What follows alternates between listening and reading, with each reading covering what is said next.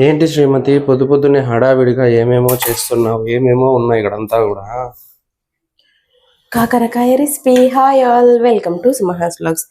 ఎప్పుడు కాకరకాయ ఉల్లికారం, కాకరకాయ గుజ్జు కాకుండా ఈసారి వెరైటీగా కాకరకాయ ఫ్రై చేయబోతున్నా. సో ఇలా చిన్న చిన్నగా కాకరకాయ ముక్కలు కట్ చేసి పెట్టుకున్నా.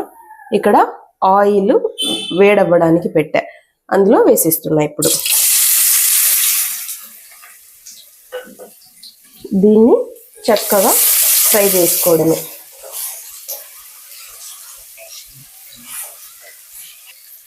సాల్ట్, పసుపు ఏది అవసరం లేదు. ఇప్పుడు ఫస్ట్ ఫ్రై చేయాలి, ఆ తర్వాతనే నెక్స్ట్ ప్రాసెస్ అంతా. సో కాకరకాయ ముక్కలు ఇలా వేగిపోయిన తర్వాత మనం చిన్న చిన్న ముక్కలు వేసి పెట్టుకున్న ఉల్లిపాయలు కూడా ఇందులో వేసేసి బాగా ఫ్రై చేసుకోవాలి. ఉంటాయి, జాగ్రత్తగా చేసుకోవాలి. ఈ పాయింట్ ఆఫ్ టైంలో మనం సాల్ట్, పసుపు యాడ్ చేసుకోవాలి. అప్పుడు కాకరకాయకి తర్వాత ఉల్లిపాయకి రెండింటికి ఈక్వల్గా సాల్ట్ అనేది పట్టుకుంటుంది.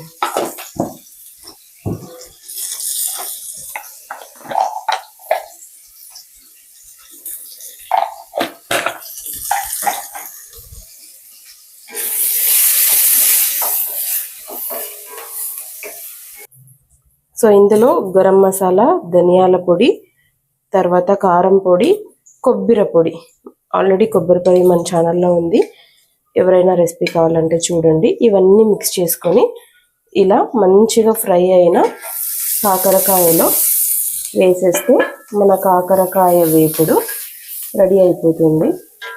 ఇది యాడ్ చేసే వరకు అంతా మీడియం టు హై ఫ్లేమ్లోనే చేసుకోవాలి.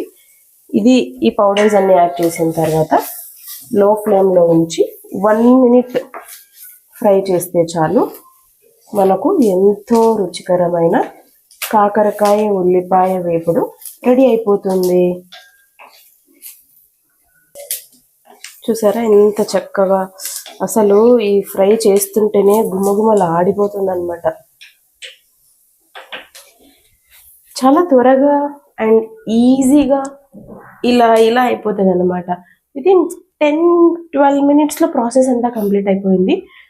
చివరి వరకు చూడండి ప్రాసెస్, ఏది ఎక్కడ స్కిప్ చేయకుండా.